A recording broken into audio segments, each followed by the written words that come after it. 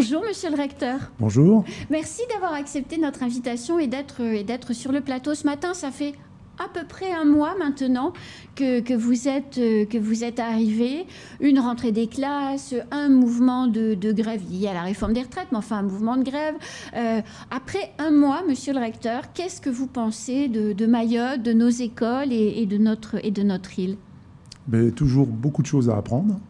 Je crois que c'est une île qui a beaucoup d'atouts, qui fait parfois peut-être un complexe dans la mise en valeur de ses atouts, à la fois ses paysages, son lagon.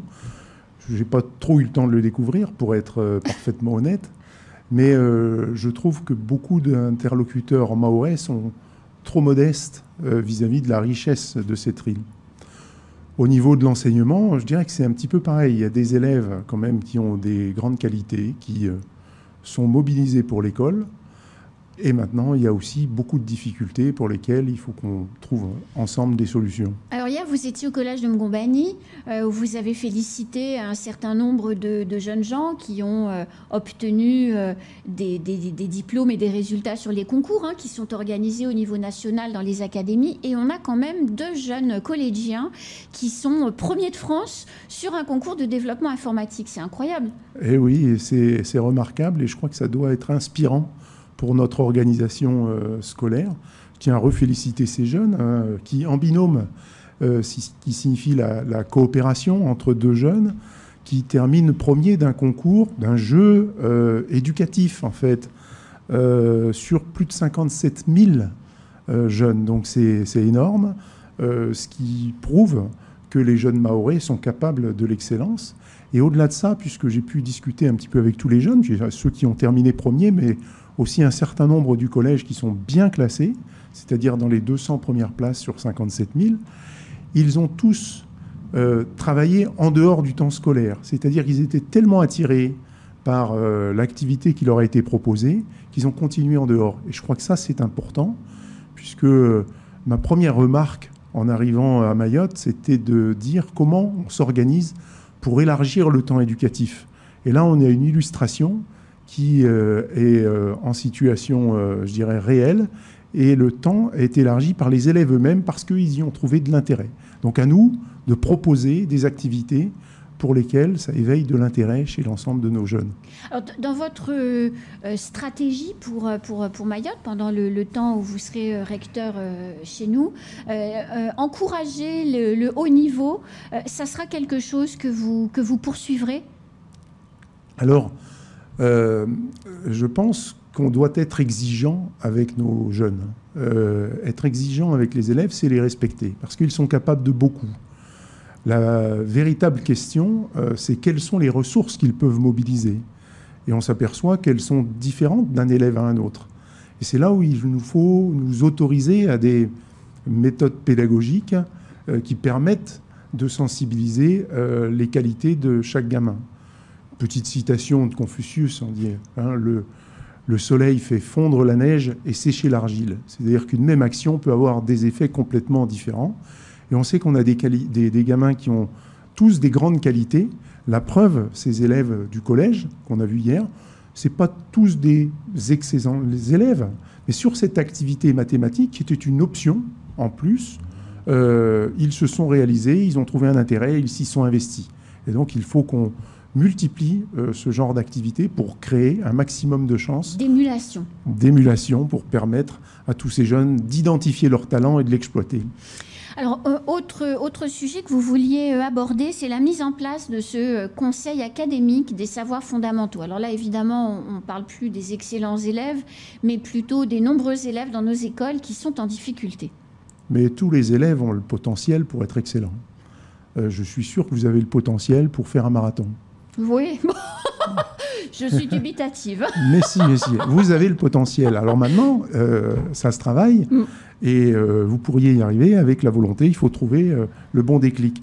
Donc nos élèves, c'est un petit peu pareil. Alors ces conseils académiques des savoirs fondamentaux, c'est une grande orientation de notre ministre qui souhaite insister puisque Mayotte est en difficulté, mais notre système scolaire, dans son ensemble, rencontre beaucoup de difficultés sur l'ensemble de la métropole, notamment dans l'acquisition des savoirs fondamentaux, c'est-à-dire bien maîtriser la lecture et sa compréhension, l'écriture, et puis aussi les éléments clés des mathématiques.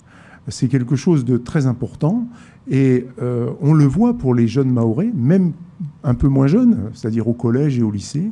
Ils rencontrent encore trop de difficultés avec ces éléments fondamentaux, la lecture et l'écriture, et ils se retrouvent souvent barrés tout simplement par des épreuves écrites que nécessite l'intégration d'un certain nombre d'écoles ou de corps professionnels. C'est dommage parce qu'ils ont beaucoup d'aptitudes et cette compétence-là leur manque pour pouvoir pleinement ouvrir la porte. Mais pour parler un peu cru et parler un peu vrai, on sait très bien que ce problème d'apprentissage de la lecture et de l'écriture est en partie lié à la présence dans les établissements scolaires en nombre important de jeunes élèves, de jeunes enfants, ou moins jeunes d'ailleurs, qui ne parlent pas le français et qui arrivent en n'étant pas maîtrisant le français dans des salles de classe avec des enfants qui parlent couramment le français, qui le lisent, qui l'écrivent, et ils sont mélangés dans les classes. Et c'est ça qui pose l'essentiel des difficultés. Alors, ça, c'est un sujet discutable. L'hétérogénéité est source de progrès. Maintenant, c'est comment on l'organise au regard des besoins de chaque élève. Je crois que vous soulevez un point sensible, hein, la maîtrise de la langue française. Elle est aujourd'hui indispensable. Mais comme il est indispensable aussi que chaque jeune préserve sa culture, qui est aussi un atout de poids. Néanmoins, j'aimerais qu'à la rentrée prochaine, on puisse, au moins dans un premier temps, exclusivement parler français dans les écoles. Trop souvent, nos enseignants, parfois par volonté de bien faire, interprètent en shimaoré ou parfois dans un autre dialecte, les explications pour essayer de bien faire comprendre la problématique. On le sait, les enfants ont une plasticité cérébrale qui est quand même remarquable. Hein, vous êtes parents d'enfants, souvent on envoie nos enfants à l'étranger et en 3 mois d'immersion dans un environnement où on ne parle qu'une langue étrangère, nos jeunes maîtrisent la langue étrangère. Je pense qu'il faut qu'on réussisse à créer les conditions pour que la langue française puisse être intégrée. Et elle n'est pas exclusive à la maîtrise d'une autre langue, qui est, me dit-on, parce que moi je ne la maîtrise pas, peut-être je la maîtriserai un jour, est aussi approximative. Et je crois qu'il faut qu'on ait cette exigence. Et si un élève est en difficulté, justement, il faut qu'on travaille cette coopération avec un élève qui a moins de difficultés et être plus exigeant aussi avec l'élève qui a moins de difficultés pour pouvoir lui aussi continuer à progresser. C'est indispensable d'exploiter les talents de tous les gamins, mais dans la gestion de cette hétérogénéité, on a sans doute à progresser au niveau de notre organisation et de la répartition des groupes de besoins. Alors, parmi les sujets qui sont aussi politiquement incorrects à aborder s'agissant de la scolarisation, il y a cette pression migratoire. Certains maires témoignent d'enfants qui sont encore à Anjouan quand leur famille déjà présente ici est en train de les inscrire dans les écoles de la République. On parle également d'enfants qui sont scolarisés dans certaines communes parce qu'on ne les sait plus clémentes à le faire alors qu'ils n'habitent pas dans cette commune. Comment, monsieur le recteur, on peut juguler cette pression migratoire qui met en difficulté clairement nos écoles ? Alors la problématique de la pression migratoire, c'est pas mon sujet. Je crois qu'il y a d'autres services au niveau de l'État qui s'en occupent très sérieusement. Les valeurs de la République nous imposent en tout cas à prendre en charge tous les enfants en âge d'être scolarisés. Et donc c'est un défi que nous devons relever avec les collectivités et plus singulièrement avec les communes. À ce sujet-là, j'ai invité l'ensemble des maires. Donc début mars, nous nous retrouverons au rectorat, justement pour faire un point sur les moyens que nous mettons à disposition pour aider les communes à développer des dispositifs, notamment autour du périscolaire. Mais il y a aussi un grand nombre de fonds qui sont à disposition pour la construction du bâti. Et je souhaite qu'on fasse évoluer ce bâti en équipement éducatif polyvalent. Je mesure les inquiétudes des maires, et je pense qu'il faut les entendre, quand ils disent nous, on ne veut pas construire d'école parce que ça va être un appel d'air pour des migrants, il faut dire etc. les choses, bien sûr. Moi, je pense que, et je l'ai dit le premier jour, cette jeunesse a vocation à être un atout pour notre territoire. On ne peut pas ne pas les former. Après, la lutte contre l'immigration, ce n'est pas du ressort de l'éducation nationale. Nous, c'est de l'éducation. Alors, les gamins qui sont là, on doit essayer de les éduquer parce que s'ils ne sont pas éduqués, si on ne trouve pas de chemin d'espérance pour eux, ça fera des jeunes violents, frustrés, et tout le monde est perdant.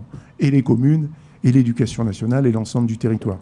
Donc, on doit travailler ensemble à faire émerger des solutions. Et cette idée, je dirais, d'équipement éducatif polyvalent me semble assez intéressante à saisir.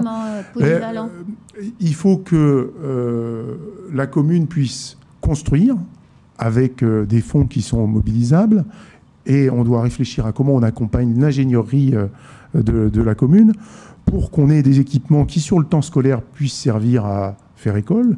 Mais avant le temps scolaire, on sait que traditionnellement, il y a aussi des activités éducatives qui sont faites avant, d'autres qui sont faites après. Et il y a tout aussi un certain nombre de services que les communes doivent pouvoir rendre à leur population. On peut imaginer que ces équipements puissent servir le week-end de salles polyvalentes pour des associations, pour les habitants, de lieux de rencontre. J'imaginerais bien un espace plus grand pour la restauration sur le temps scolaire, mais qui pourrait servir de salle polyvalente à d'autres moments. Je pense qu'il faut qu'on réfléchisse à des architectures qui soient vraiment polyvalentes et modulables pour les besoins de la population. Ça serait très utile, en tout cas pour nous, pour justement diminuer cette pression scolaire dans les écoles et accentuer ce travail en groupe de besoins. Mais je pense que ça pourrait être très intéressant aussi pour les communes comme structure. Alors, il y a un nouveau problème qui est en train d'émerger dans les collectivités, c'est-à-dire que le rectorat a quand même, ces dernières années, bien repris la main pour construire les établissements scolaires. Enfin, je pense notamment aux écoles du premier degré, mais le fonctionnement de ces écoles reste à la charge des communes, des collectivités, qui commencent, pour celles qui ont joué le jeu dès le début, qui commencent à être exsangues, avec des parts dans les budgets de fonctionnement communaux pour l'entretien des écoles qui deviennent faramineux en réalité. Ça va poser un problème parce qu'elles ne vont plus pouvoir payer. Alors, et là, donc ça sera un frein à la construction. Alors, et effectivement, on pense trop souvent fonds pour l'investissement, pas suffisamment pour le fonctionnement. Ben oui. C'est un vrai sujet. C'est aussi un sujet de fiscalité locale. Il faut qu'on aborde cela avec sérieux. Oui, parce qu'on construit des écoles pour des gens qui ne payent pas d'impôts en réalité, en plus. C'est vous qui abordez en plus la fiscalité. Oui, bien sûr. Non, mais je crois qu'on a un vrai sujet avec les maires. Nous, on dispose d'un certain nombre de fonds qui sont parfois pas sollicités et que nous devons mettre à disposition des communes justement pour, améliorer cet environnement éducatif. Nous disposons aussi de la possibilité d'accéder à des dispositifs qui permettent un certain nombre de financements pour que les élèves puissent être dans de meilleures conditions. Mais je le dis aussi, il faut qu'on ait l'humilité aussi, l'éducation nationale, de reconnaître qu'on ne peut pas tout faire. On s'aperçoit que de nombreuses études montrent que les inégalités scolaires ne cessent de croître à l'école, parce qu'il y a le temps où l'élève passe à l'école et le temps à la maison, avec des parents, avec des associations, etc.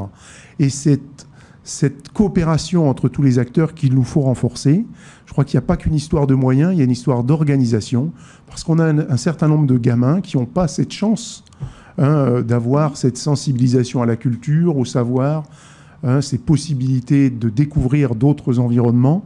Et l'école doit leur fournir. Mais comme vous l'avez introduit par là, comme les jeunes du collège de Mgombani, on doit pouvoir essayer de faire émerger des centres d'intérêt qui vont s'investir au-delà du temps scolaire. Et cette coopération, cette flamme qu'il y a dans les yeux de ces jeunes quand ils ont trouvé quelque chose qui les intéresse, c'est quelque chose absolument à activer, à mobiliser. Et là, on a besoin de tout le monde, hein, et des acteurs qui interviennent avant l'école et qui interviennent après l'école, et des parents.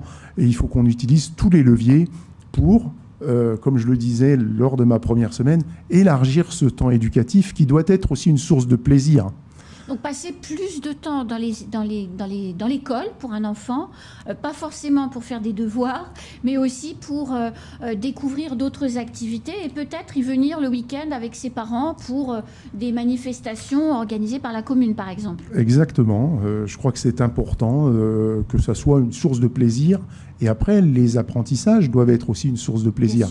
Une fois qu'on a un petit peu d'éléments fondamentaux, on peut voir tout ce qu'on peut faire avec les mots, avec les chiffres, avec la culture générale. Et là, il y a plein d'activités qui peuvent se décliner. Alors, il y a un point que je voulais aussi aborder, monsieur le recteur, c'est ce système de rémunération de vos agents, et donc de nos enseignants, quelque part, qui a évolué en début d'année et qui, comme très souvent, quand on fait évoluer des systèmes pour autant de personnes, ça plante un peu. Et là, il y a quelques difficultés pour que les agents soient tous intégralement payés. Comment, où on en est? Qu'est-ce que vous allez faire pour corriger le problème? Alors, où Mayotte revendique d'avoir l'équité métropolitain sur ce sujet, c'est gagné, puisque toutes les académies ont la même difficulté, puisqu'au 1er janvier, tout le monde est passé dans ce dispositif qui s'appelle la paye intégrée. C'est-à-dire, chaque rectorat dispose d'un nouveau logiciel en relation avec la direction des finances au niveau national. Et il y a eu une double difficulté, à savoir un nouveau process et dans le même temps, nouveau process pour l'éducation nationale cette année. Puisqu'à mon arrivée, le préfet m'avait mis en garde, puisque les services de la préfecture sont passés à ce dispositif l'an dernier. Et ont rencontré aussi quelques difficultés dans la mise en œuvre. Et le préfet m'avait mis en garde, il dit attention, ça c'est un sujet sur lequel il faut bien se prémunir, dans la mesure où vous risquez peut-être de rencontrer des difficultés. On était confiants jusqu'à 2 jours avant la fin du mois de janvier. Et on a appris qu'un nouveau logiciel avait été utilisé par la direction des finances de Chalon-sur-Saône, donc qui nous suit. Et donc, il manquait un certain nombre d'ajustements. Néanmoins, le bilan, on a fait 8900 payes au niveau du rectorat et c'est 145 agents qui n'ont pas été payés. Sur ces 145 agents, et je comprends leur désarroi, et il y en a proches, puisque mon chauffeur, il y est sensible, est concerné. Le recteur est pleinement concerné également.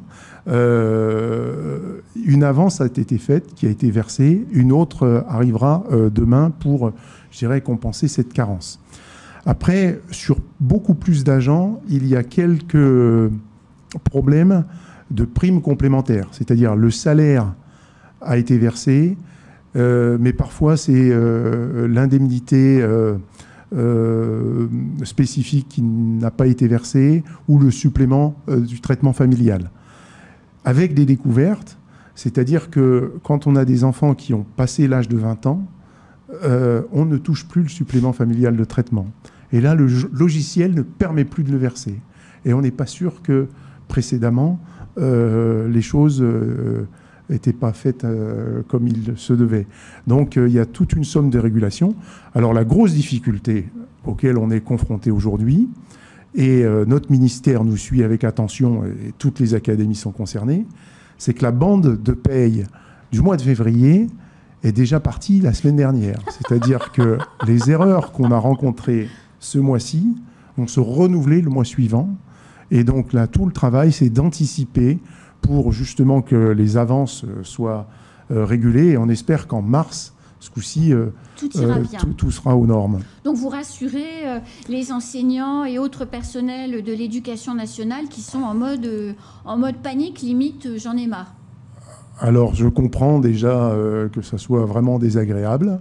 Je dis que ceux qui sont en difficulté, ils doivent nous appeler immédiatement pour qu'on puisse rapidement verser un fonds pour pas qu'ils rencontrent des difficultés. 45 agents nous ont appelés et il y a eu un versement immédiat. Donc sur 8900, c'est toujours trop. Nous nous en excusons, mais nous ne sommes pas maîtres de tout, malheureusement. Merci beaucoup, monsieur le recteur. Merci à vous. Vous revenez bientôt? Eh bien, à votre demande. C'est la fin de ce temps de parole. Tout de suite, la suite de nos programmes.